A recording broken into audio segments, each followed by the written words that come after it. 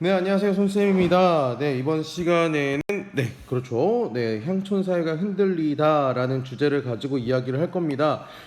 사회가 변화했습니다. 그러고 나서 농민이 봉기를 하는데, 오늘은 요 사회 변화 부분에서 이제 초점을 맞춰서 한번 보도록 하겠습니다. 그리고 다음 시간에 농민 봉기를 보도록 할게요. 그럼 수업 시작하겠습니다.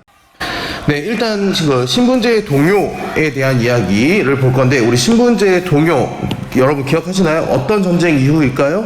그렇죠? 임진 왜란 이후 변화한 모습이겠죠. 향촌 사회가 어떻게 변화했는가? 첫 번째는 신분제가 동요하는데 세 가지 정도로 한번 나눠서 이야기를 할 겁니다. 첫 번째는 상민.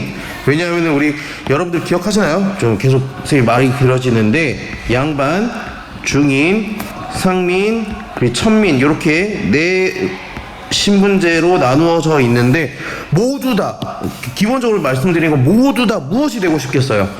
다 양반이 되고 싶어 합니다. 그러면 어떻게 얘네들이 이렇게 되고 싶어 하는지, 천민은 뭐 양반까지 안 되더라도 천민 자리는 피하고 싶었겠죠. 어떻게 했는가를 한번 살펴보도록 하겠습니다. 첫 번째는 일단 상민들의 노력을 살펴볼 건데 요거 두 가지를 통해서 신분 상승을 한다고 해요. 하나는 납속책이고 하나는 공명첩인데, 납속책이 뭐냐 일단 곡식이나 돈을 국가에 기부를 하는 거예요. 기부를 통해서 이 납속책은 꼭 상민만 하는 게 아니라 양반이 돈을 내면, 양반이 기부를 하면 관직을 주고요. 네, 양반한테 관직을 주고 상민한테는 군역을 면제해 줍니다. 면제해 주기도 하고, 그 다음에 천민이 돈을 내면, 천민이 기부를 하면 신분을 해방시켜 주는 등 이런 기부책을 통해서 국가의 재정을 좀 더 채우는 모습이었다라고 보시면 될 것 같아요. 공명첩도 위에도 이렇게 해서 설명을 할게요. 공명첩이라고 하는 거는요, 말 그대로 명자가 이름 명자인데 그 이름이 비어 있는 임명장이라고 합니다. 굉장히 지금 비행기 소리 엄청나죠? 네, 이만희 선생님이 지금 학교에서 촬영을 하고 있다는 겁니다. 네, 그렇다면 요게 바로 이제 공명첩과 관련된 건데, 공명첩에 보면은 원래 요게 이 사람의 이름인데, 요 이름 글씨랑 다른 글씨랑 조금 다르게 보이는 게 보이시나요? 예, 글씨체도 다르고 그 먹의 그 농도도 다릅니다. 요런 것들을 통해서 살펴볼 수 있다. 아, 여기다 이름을 써가지고 관직을 사는 거구나 라고 여러분들 생각하시면 되겠어요. 그러니까 자연스럽게 양반의 수는 증가하게 되고요, 상민의 수는 감소하게 되는 모습을 보여지고 있다라고 보시면 되겠습니다. 양반의 모습을 한번 볼까요? 네, 정성골에 한 양반이 살고 있었다. 그는 어질고 글 읽기를 매우 좋아했다. 하지만 몹시 가난하여 황곡을 타먹은 지 여러 해가 되어 천섬에 빚이 지게 되어 옥에 갇히게 되었다. 근데 이 동네 부자는 양반이 아니겠지요. 이 소문을 듣고 비밀회의를 열었다. 양반이 황곡 갚을 길이 없어 곤란한 모양이니 그 양반 자리를 더 유지할 수 없을 것이다. 이 기회에 내가 양반 신분을 사서 가지는 것이 어떨까라고 하면서 지게 된 양반 신분에 대한 욕심을 보이고 있다라고 정리하시면 될 것 같습니다. 넘어갈게요. 네, 그렇다면 중인들은 어떻게 했는가? 중인들은 얘네들은 전문 지식을 갖고 있죠. 그리고 실무 경험도 있고요. 그러면서 부를 축적을 합니다. 그래서 관직 진출 제한 제도, 관직 진출이 제한이 있는데 이거를 바꾸고자 했다. 요거를 조금 더 전문적으로 이거를 통청 운동이라고 합니다. 통청 운동을 시도는 합니다. 하지만 실패하는 경우도 있었다라고 여러분들 생각하시면 좋을 것 같아요. 그러면서 일단 이 전문 지식이 뛰어나다라는 것들 여러분 잘 기억하시면 좋을 것 같습니다. 넘어갈게요. 그 다음에 노비들은 어떠했는가? 노비들도 신분 상승을 하고자 노력을 했겠죠. 도망갑니다. 주인을 피해 도망가기도 하고요. 재산을 축적을 해서 신분 상승을 합니다. 그래서 노비의 수가 감소하는 모습을 보여요.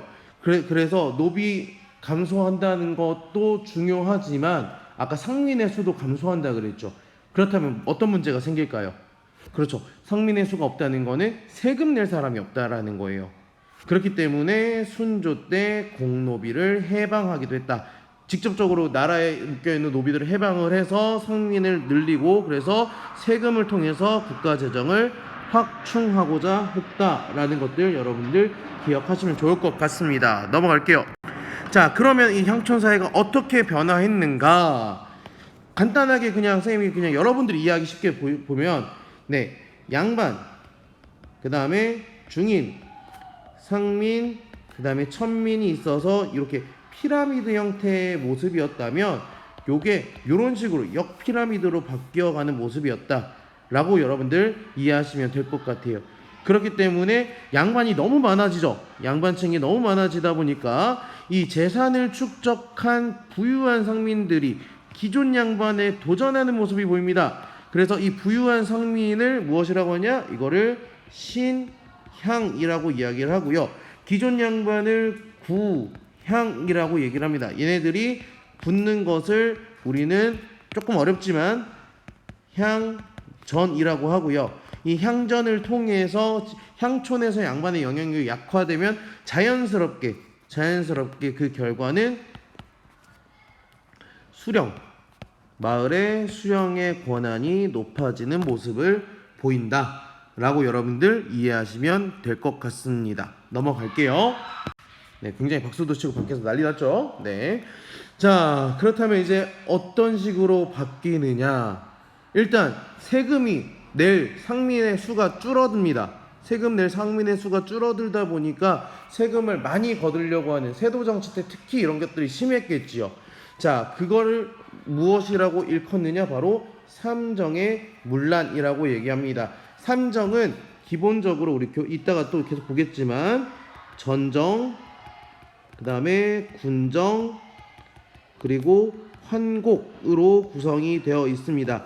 이것들이 문란해지면서 쉽게 얘기해서 백성들의 부담이 굉장히 크게 증가하는 모습을 보이게 된다.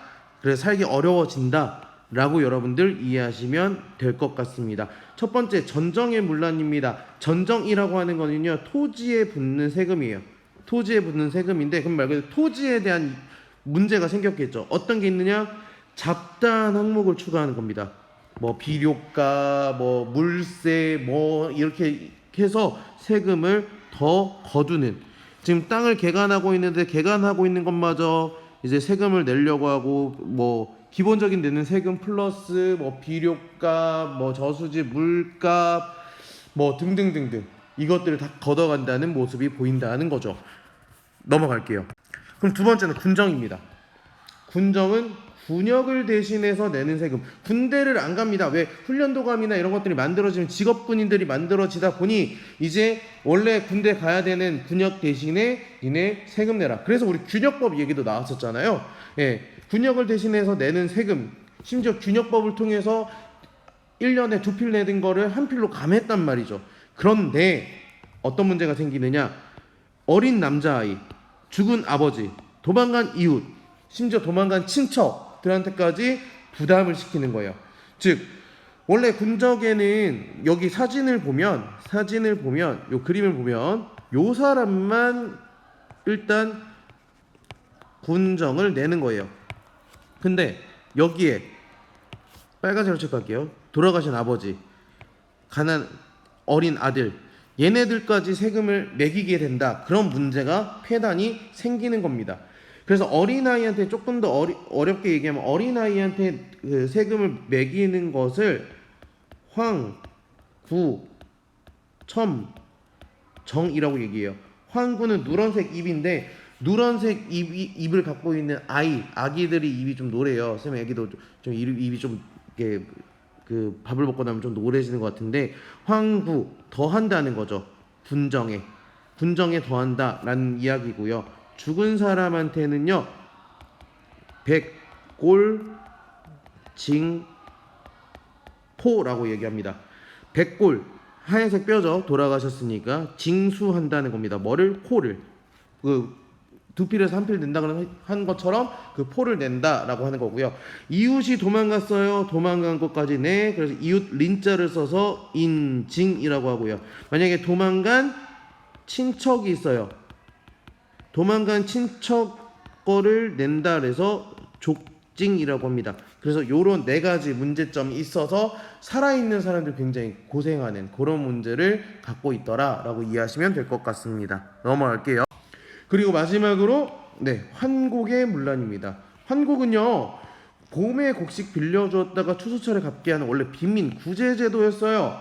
구제제도였는데 이거를 억지로 빌려주게 되다 보니까 이거 환곡의 곡의 세금화가 된 거예요. 환곡이 세금처럼 봄에 무조건 빌려줘. 아, 필요 없다는 애들 빌려줘. 그리고 나서 문제는 높은 이자를 받아간다는 거죠. 원래 조금 이자를 내는데 고리대가 발생하게 되고 아예 어떤 데는 빌리지 않은 곡식의 이자를 받아가기도 해. 난 빌려주는 게 없는데 빌려준 거에 뭐 몇 배를 내게 한다든지 이자로. 심지어 여기 보면은 여기 손 이렇게 내고 있죠. 빌려주는데 그냥 쌀을 빌려주는 게 아니라 모래를 섞은 쌀을 빌려준다거나 쌀의 품질이 안 좋다거나 이런 문제들도 있었다라고 이해하시면 될 것 같습니다. 그러면 농민층이 그냥 가만히 있진 않았겠죠. 의식이 성장합니다. 삼정의 문란으로 이건 안 된다라는 농민의 사회의식이 성장하니 세금 납부를 거부하거나 비방하는 벽보를 붙이거나 아예 관할을 습격하는 일도 발생을 한다라고 합니다. 그래서 여러분들 아마 스텝 3에 문제 보시면 문제의 요 내용을 좀 비판하는 내용이 있더라라고 여러분들 이해하시면 좋을 것 같습니다. 네, 오늘 되게 쌤이 설명을 좀 자세히 한다라고 이야기를 했지만 진짜 이렇게 자세하게 한 적은 없었던 것 같아요. 일단 신분제 동요 같은 경우에 신분제와 관련해서 신분제와 동요에 관련해서 다 뭐가 되고 싶다? 양반이 되고 싶어하는 모습. 그래서 상민들의 모습, 그 다음에 중인들의 모습, 그 다음에 천민들의 모습을 각각 살펴보았습니다. 요것들은 여러분들이 각각 정리를 하셔야 되는 부분이에요. 그리고 일단 그 사람들이 살기 어려워졌다 그랬죠. 살기 어려워졌다. 그래서 뭐가 문란해졌다? 삼정이 문란해졌다. 삼정은 뭐다? 전정, 그리고 군정, 그리고 환곡.